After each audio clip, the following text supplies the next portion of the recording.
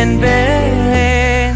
ஒரு சிலர் என்னை நெருங்க என்னிடம் பேச தொடங்க சிறு ஊடல் கொண்டு நீங்கி போகின்றாய். கவலைகள் என்னை வருத்த உன்னிடம் என்னை துரத்த உன் மடியை தந்து தாயாகின்றாய்.